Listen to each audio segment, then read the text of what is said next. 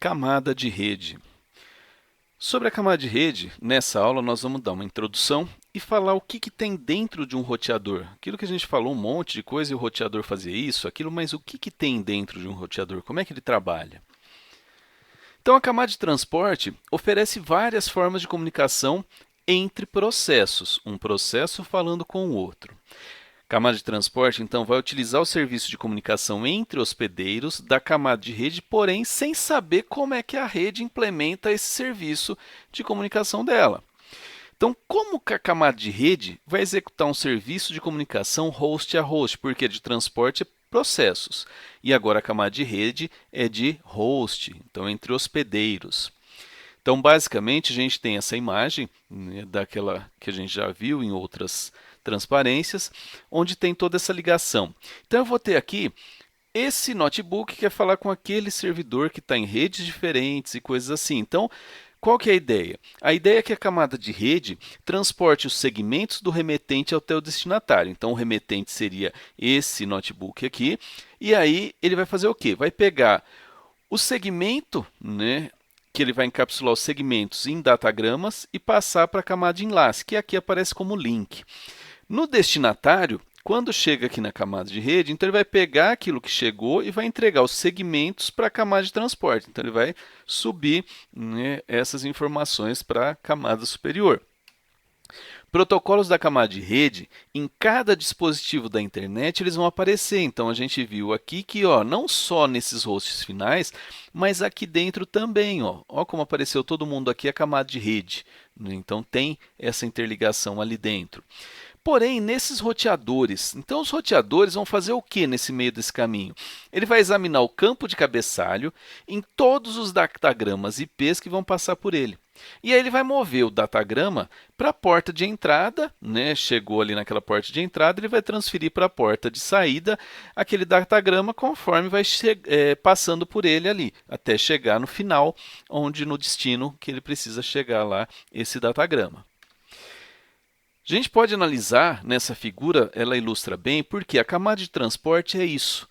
Você, quando está trabalhando a camada de transporte, ele não interfere em como, ele nem precisa saber como é que ele vai fazer para chegar do outro lado.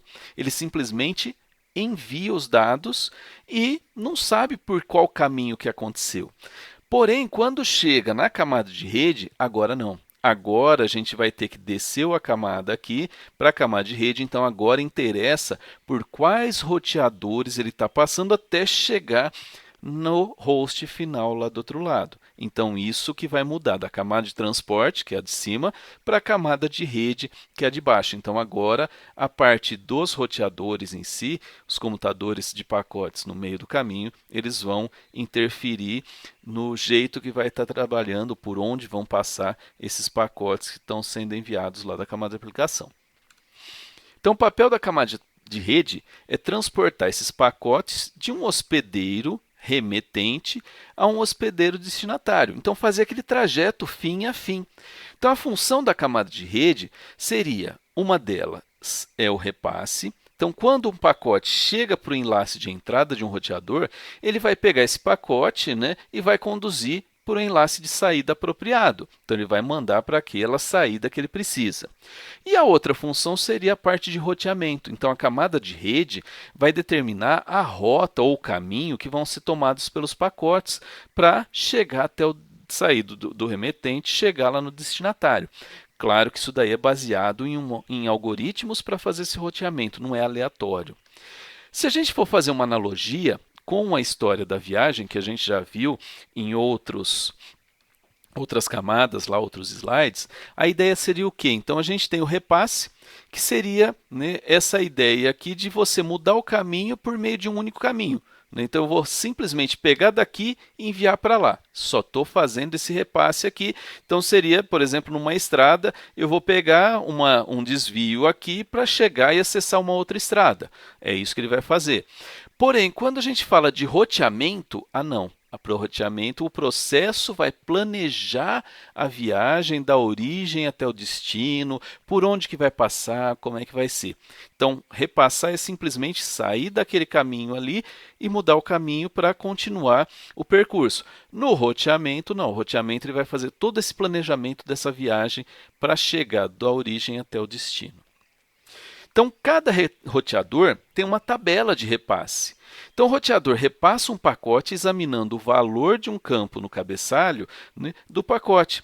Então, que vai estar chegando esse pacote lá, ele olha aquele campo e aí ele vai utilizar esse valor para ver como é que está, onde é que ele está nessa tabela de repasse.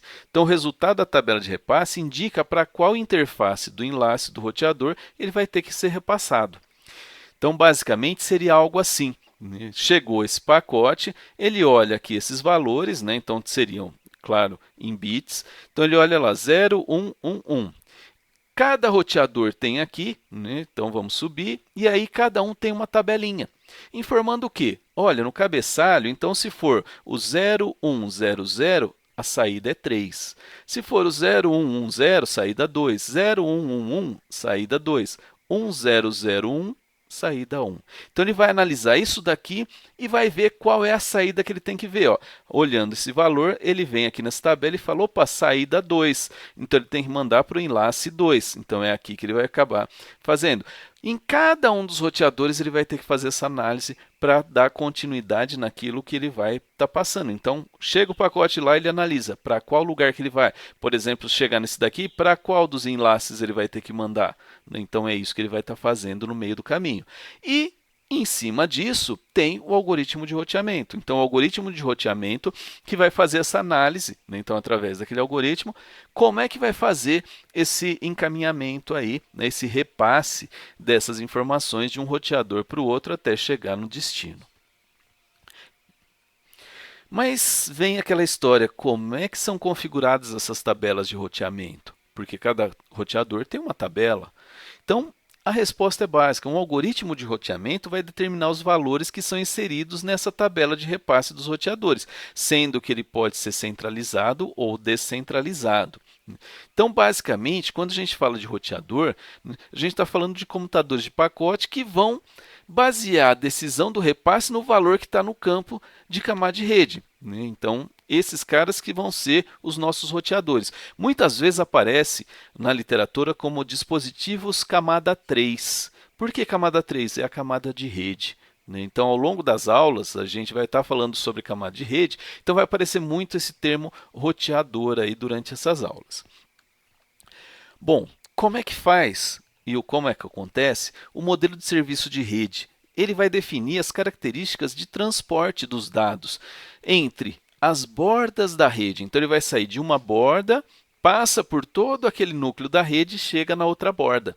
Então, alguns serviços específicos que poderiam ser oferecidos seria a entrega garantida com um atraso pequeno, por exemplo, menor de 40 milissegundos, entrega de datagramas na ordem correta, largura mínima de banda garantida, então, olha, eu preciso no mínimo de tanto para poder transmitir isso.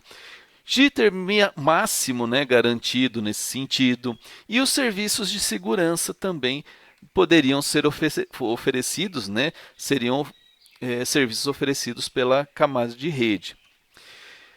O que acontece? Quando a gente vai analisar isso daí, vamos analisar esses três casos, onde eu tenho aqui serviço de rede de internet, que é o que a gente usa, ATM, baseado, né, em uma taxa constante de bits, né, e o ATM ABR, que seria uma taxa variável, né, que a gente teria ali para fazer essa transmissão. Então, na arquitetura da internet, o modelo de serviço é trabalhado como melhor esforço. Então, a largura de banda não é garantida. A gente vê, né, isso daí que eu tenho lá, eu estou usando 10 megas de internet, só que não necessariamente o tempo todo eu tenho 10 megas, isso daí vai oscilar. Garantia contra a perda de informação? Não tem nenhuma garantia. Ordenação pode chegar em qualquer ordem possível. Temporização não é mantida. Indicação de congestionamento não tem nenhuma indicação. Então, você vê aqui que a internet não garante nada, né? Em redes ATM, A gente já está falando, por exemplo, nessa daqui de taxa constante, né, de transmissão, a gente tem uma caixa constante garantida de largura de banda, tem uma garantia contra a perda, é feito, a ordenação é entregue na ordem, temporização é mantida e não tem congestionamento. Né? Por quê? Quando a gente fala de redes ATM, a gente está falando naquele esquema onde eu estou pagando uma rede, né, fixa, por exemplo, eu chego lá na Oi e solicito que eu preciso de uma rede ATM, então eu vou pagar um valor bem maior para uma rede dedicada, para eu poder ligar entre, por exemplo, filiais, né, a filial ligar com a matriz, a sede da empresa, eu posso utilizar esse tipo de coisa.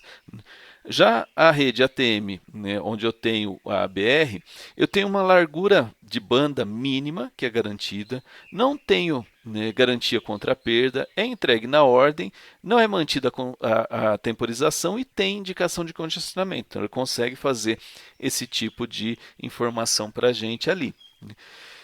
Quando a gente fala de melhor esforço, né, que é o que a gente usa na internet, porque você podia falar assim, Thiago, mas as outras são muito melhores, só que o preço é muito mais caro para você ter isso daí. E aí, quando a gente fala de melhor esforço, a simplicidade do mecanismo de melhor esforço permitiu que a internet fosse amplamente implementada, né, implantada e adotada no mundo inteiro. O provisionamento suficiente de banda, né, de largura de banda, permite que o desempenho de aplicativos em tempo real, por exemplo, você assistir um vídeo, você ter interação de voz, né, então você ter essa conversa, um VoIP, alguma coisa assim, ele vai ser bom o suficiente para a maior parte do tempo, não necessariamente o tempo todo, mas dependendo da largura de banda hoje em dia que a gente tem, né, em casa ou mesmo na universidade, nas empresas, a gente está com uma largura de banda razoável, então esse tipo de problema de, olha, não consigo ver um vídeo, não consigo ligar através de um VoIP, né, de ligação voz sobre IP, é muito raro de você ter problema. Então, ultimamente está sendo bom o suficiente para fazer tudo isso daí a maior parte do tempo. Serviços replicados e distribuídos em camada de aplicativo, né? O que seria? Então, a gente tem, por exemplo, os data centers, né? Redes de distribuição de conteúdo. Você tem, por exemplo, Netflix, YouTube. Você tem esses caras, né? Esses gigantes de centros de dados, onde você consegue criar ou replicar servidores no mundo inteiro. Então, aí você consegue conectar a rede perto dos clientes. Então permite que os serviços vão ser oferecidos a partir de vários locais. Então fica mais fácil, né, você pegar e acessar. Eu queria assistir um filme da Netflix, eu vou ter que acessar o servidor dos Estados Unidos? Normalmente não, você tem um servidor aqui no Brasil para fazer isso daí. Então você não precisaria sair do país, enviar, fazer esse tráfego de dados fora do país, tal. Não, você tem servidores locais e aí a estrutura vai ficar muito mais rápida para você ter esse acesso às informações aí.